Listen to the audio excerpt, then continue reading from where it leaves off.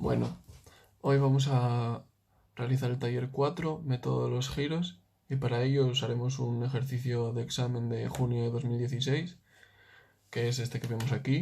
Esta sería la estructura que vamos a realizar. La estructura tiene 4 apoyos, 3 de ellos móviles y uno fijo aquí, en C. Cuenta con un momento y con un asentamiento. En este método hay que seguir unos pasos. El primero sería calcular los grados de libertad y mirar qué incógnitas vamos a tener en cuenta. Los grados de libertad son los giros en los nudos más giros en las barras. Los giros en nudos giran todos los nudos excepto los empotrados, por lo tanto tendríamos 4 en A, en B, en C y en D. Y giros en las barras hay que mirar las desplazabilidades de la estructura. Solo encontramos una desplazabilidad, que es la que vemos aquí. Las barras D, B y BE se desplazarían hacia abajo y las barras AB y BC girarían. El ángulo que gira la barra AB y la barra BC es el mismo pero de signos contrarios. Por lo tanto, solo tendríamos un ángulo. Entonces las incógnitas serían el giro en nudo B y giro en barra AB, ya que de los giros en los nudos solo tendremos en cuenta los que no sean extremos de barra. El segundo paso es aplicar las ecuaciones fundamentales del método. Para ello hay que mirar si tenemos, por ejemplo, en este caso un asentamiento, hay que ver cómo se desplaza la estructura. En esta figura podemos ver cómo se desplazaría, giraría la barra EB apareciendo el ángulo BE supra cero. Y aplicando esta fórmula, multiplicando el ángulo por la rigidez a traslación, que es este simbolito de aquí, llegaríamos a esto. Esta parte de aquí del resultado la sacaríamos de las tablas y el signo menos se debe a que el ángulo va en sentido horario. Por lo tanto, tendríamos un momento en BE supra cero igual a 3EI por el asentamiento partido de la longitud al cuadrado.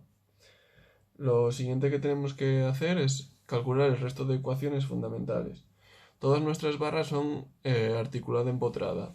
Por lo tanto, la fórmula que usaremos es el momento en BA igual al momento en BA supra cero más la rigidez directa por el ángulo en B más la rigidez a traslación por el ángulo en AB. En este caso no hay momento supra cero, por lo tanto cero. La rigidez directa y la rigidez de traslación se obtienen de las tablas buscando en barra articulada empotrada y obtendríamos esta ecuación de aquí. Haríamos lo mismo con el resto de barras, la MBC que tampoco tiene momento supra cero y obtendríamos esto de aquí, la MBD que tampoco tiene momento supra cero y tampoco tiene ángulo BD porque no gira, entonces tendríamos esto de aquí únicamente. Y luego el momento en BE, que sí que tendría ángulo supra cero, que fue el que calculamos anteriormente, pero no tendría giro, ya que esa barra tampoco gira. Y obtendríamos esta ecuación de aquí. Luego pasaríamos a las ecuaciones de equilibrio. En este caso las aplicamos en el nudo B. Para ello descomponemos la estructura y la partimos en 4 trozos. Aquí aparecería el momento que teníamos en la estructura en el centro, que está en rojo, M, y luego en cada parte de la estructura aparecería un momento en un sentido y para compensar en la otra parte de la estructura aparecerá otro momento en el sentido contrario. Hacemos sumatorio de momentos solo en la zona B, que es la que nos interesa, y lo igualamos a M, que es el momento que teníamos en la estructura. Entonces obtendríamos MBA más MBD más MBC más MBE igual a M. Con eso ya podemos sustituir las ecuaciones que habíamos obtenido anteriormente y obtendríamos esta ecuación de aquí larga. En ella tendríamos dos incógnitas y una sola ecuación. Las incógnitas son el ángulo en B y phi a B. Necesitamos otra ecuación más. Para ello lo que hacemos es aplicar el PTV, que el PTV lo que hay que hacer es dibujar la estructura como giró y mirar los ángulos y el sentido de los momentos. Aquí el momento iría hacia arriba y el ángulo hacia abajo, sentidos opuestos, y aquí el ángulo y el momento irían en el mismo sentido.